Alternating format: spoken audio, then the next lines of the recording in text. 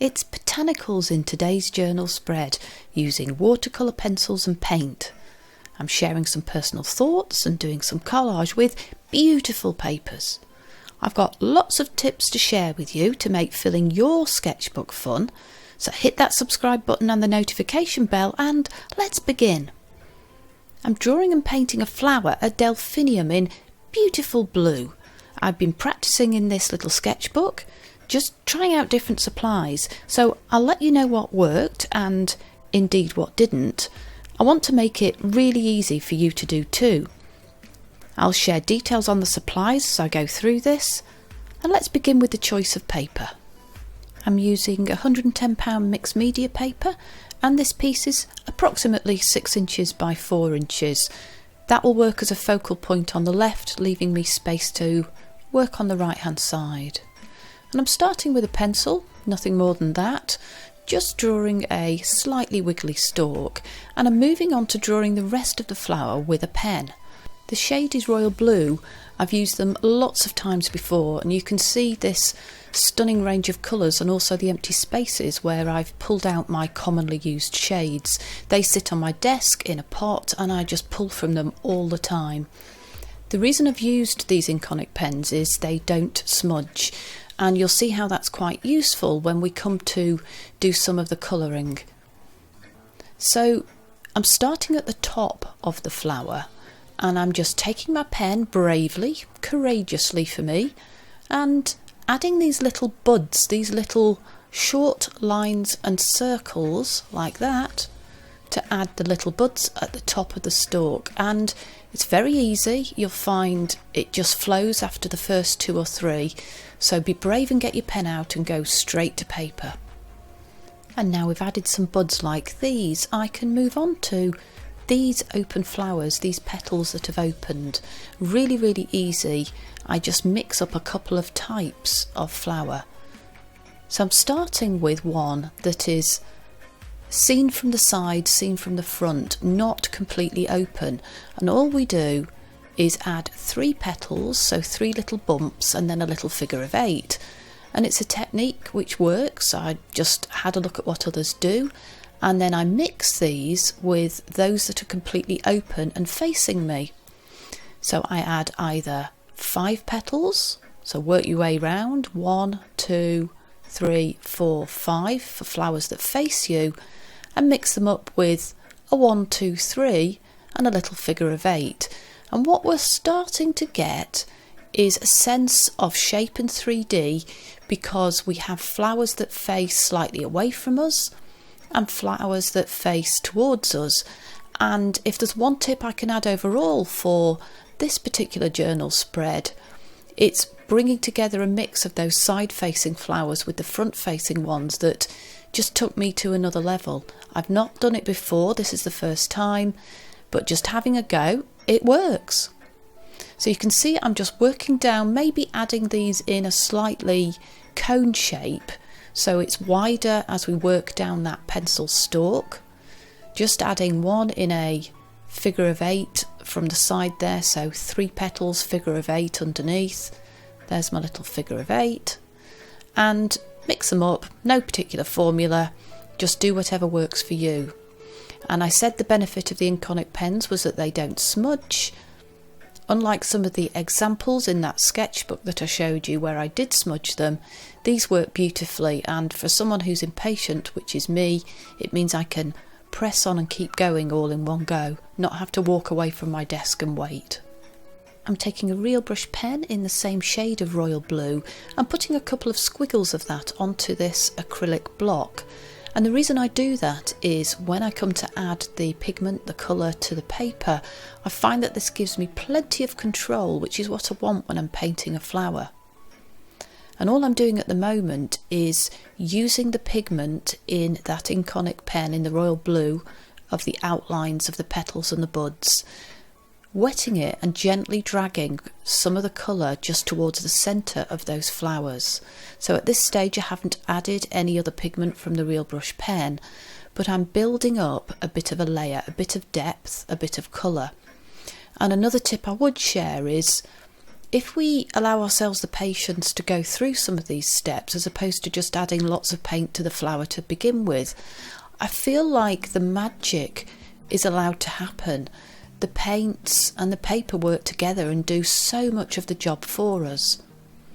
So here I am just taking a little bit of that real brush pigment and adding it to the petals and the buds. And again, I'm starting with the outer side of the flowers of the petals, and indeed I'm leaving a little space of white in the centre so that I can add a bit of yellow colour later on. We're going to use some watercolour pencils too, because I just feel like those are also a lot of fun and they work well in this example. So take a little bit of that real brush pen pigment and just work down each of the petals, each of those flower buds, and add a little bit more depth. And we can see the variation, which I think works really well, and I think it's lack of perfection that really adds. Here I'm just adding a little bit of shading on the lower side of each of those buds. Very easy to do with quite a fine brush there, and that just adds a little bit of sense of roundness of each of those little buds at the top of the flower. I'm taking another pen in the shade Crocodile Green, so this is A126 from the Inconic pen set again, and I'm using my eye, because we've rubbed out the pencil mark, putting back in where I think the stalk should be, and feel free to let your hand have a little bit of a wiggle. Work down each of those flowers and just think, where would the stalk be, and add something that joins back with the main stem, just working down. A lot of the inspiration for the flower here today came from watching Shada Campbell, and I will link her channel in the description box down below. Do you know her? Do you watch her? Do you love her as much as me? She drew a delphinium, and then basically I've gone off piste and added my own fun interpretation by using paint and watercolour pencils. So thank you, Shada, for some really fantastic inspiration and tutorials, because I think we're all having a lot of fun using your guidance and advice. Let me know if you've been watching Shada, and indeed share any of your thoughts so that we can all go and watch some of her awesome videos. These are the pencils I'm using today. What a gorgeous range of colours. I'll leave details in the description box down below. I've taken a relatively pale yellow and I'm using that to add or create the centre of the flower, and I'm doing this by putting a layer down, putting a layer of pigment down, and then blending. You might have seen me blend with these in some of my previous art journal spreads. So I'm able to put some colour down, wet it, and just bring a little bit of that yellow pigment out, and then whilst the paper is still wet, I go back over and add a bit more depth, and I really like the control I get. I don't know that I'd have the same ability to add a centre like this if I was just playing with paint again to add the colour in yellow with watercolour perhaps. So I am definitely happy with the effect I get when I add pencil on top of that paint. And here we have a finished delphinium. Yes, all the hard work is done. All I need to do is just strengthen up, thicken up some of those stalks, maybe make them a little bit more realistic. So I'm just going back in with the pen, and I'm going to add a little bit of detail to the buds at the top and to the flowers. So I've taken a mid shade of grey, and to begin with I'm just adding a few little dashed lines to each of the buds, so a little bit of detail, and then I'm going to work around each of the flowers, really just flicking a short line in a bit of a circle, both on the ones that are facing and to a limited extent on the ones that are looking away from us. And really it's just an easy bit of detail that makes them look a tiny bit more realistic and adds a centre point for the eye on each of those flowers. And as I'm watching this, I think they're a little bit like eyelashes. I just put a flick here and here, and that's really all it is. I'm then going to use the same shade of grey to put some little stamens in the form of dots or small circles, again in the centre of every flower. And because we have yellow in the centre, the grey shows up well enough. You can choose how strong a grey pen you want to use, how dark do you want it to be, and maybe have a little practice in a sketchbook and see what works for you. So my tip is something relatively dark so it shows up, and that will give us a finished delphinium ready to have a little bit more fun, as we are going to do here. We are going to do some paint splatting. Call it gratuitous, and you might be right, but as well as being an awful lot of fun, I actually think that a few carefully dropped blobs of paint splatters across the paper add something natural to something that's otherwise stark white behind. So what I'm doing is taking just 3 complementary shades of paint in my rather mucky palette, and with plenty of water both on the brush and in the paint, I'm splatting on mostly the white of that paper. Doesn't matter if it goes on the flower as well. The shades I've chosen are complementary to the colours we used in the flower, and they are lilac and Aegean blue in watercolour tubes, and also I'm using a gouache in pearl eucalyptus. So a couple of shades there that are supportive of those gentle and subtle blues in the flower. I'm using a couple of real brush pens again to add some colour, some grass at the base of the flower, and again I'm putting a little bit of the pigment onto my acrylic block. And I wanted to share with you my thoughts about how this went. I didn't particularly like the quantity of green. I didn't like what happened as a result of using these. Not that there's anything wrong with the pens, but I felt like I went overboard with the pigment. Let me know what you think. The point I wanted to share, the tip, is keep going, because what I have done when we come to put this on the journal spread is reduce the amount of green so that it's not shouting quite so loudly. Can you see how it's overly dominant there? Well, I think so. Let me know in a comment down below. I like the colour and I enjoyed doing it, but the end result wasn't exactly what I wanted. But hey ho, we can keep going, we can still make it work. So I'm moving on to choosing from some sumptuous papers, and you know that I really love this part of doing a journal spread. I've grabbed a few pieces from my stash that I think might work, and I want to narrow those down so that they can be collaged behind the picture and form a mat, something to rest that flower on. The blue starry paper I think will work, even though it's a Christmas piece of paper. And also matching the colours in the flower is that muted lilac and dusky yellow piece. I have a couple of pieces from a wonderful happy mail from Debbie Bankston, so thank you so much, Debbie, for helping me have something really interesting to add to my journal page today. Debbie has a channel here on YouTube, so definitely check that out, guys. And I said that I wanted to reduce the amount of green and maybe also have a more natural edge to the flower, to the focal point. So off comes some of that excess side to the picture, tearing it so that I follow the leaning of the flower. I think I want to keep that, and that will give me a really pretty focal point to add to these couple of journal pages. And again, to provide continuity, something that speaks to the colours in now the papers and the flower, I'm using those same watercolour and gouache paints to flick spots of paint onto both of the sides of our book here, of the sketchbook. What's your favourite style of journal spread? Do you like to paint a flower or something botanical and add that to the page? I like variety. The one I did in April here was very different. That was inspired by Creation Cece here on YouTube. I know that many of you know her. And to set the flower down on this journal spread, I'm first going to create a mat. So I am reducing the size, ripping down some of those pieces of paper, and I'm putting the flower on top just to get a sense of scale. So I want 3 different pieces of paper to go behind as a mat, and I don't want any single one of them to dominate.